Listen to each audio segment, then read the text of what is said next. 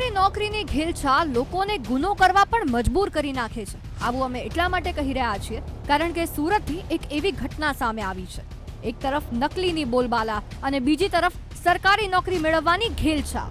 વાત એવી છે કે સુરતના કતારગામ વિસ્તારમાં પરિવાર સાથે રહેતી 25 વર્ષીય રેખા ખટીક જીપીએસસીની તૈયારી કરી રહી હતી અને તેને સરકારી નોકરી મેળવવા માટે બક્ષીપંચના પ્રમાણપત્રની જરૂર હતી।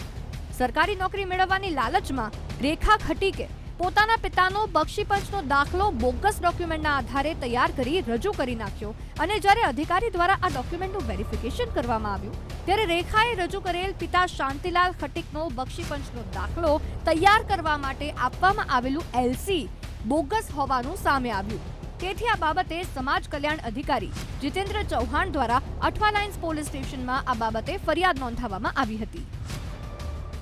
1 अप्रैल 1978 से पहले गुजरात का निवासी होना चाहिए, तो उसको प्रतिस्थापित करने के लिए इन्होंने एक अकार्नी सर्टिफिकेट वहाँ पे सबमिट किया जो देवगढ़ तालुका मांडवी से इशू हुआ था 1974-75 के साल का।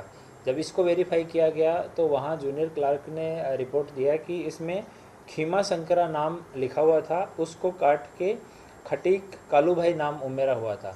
तो उस रिकॉर्ड में छेड़छाड़ करके और वो खोटी अकार्नी है वो रजू की हुई थी।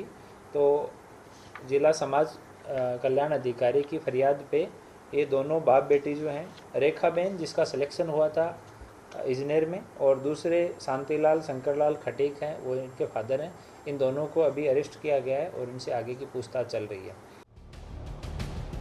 हाल तो पुलिसे गुनाना आधारे पिता અને દીકરીની ધરપકડ કરી સમગ્ર કેસમાં તપાસ હાથ ધરી છે।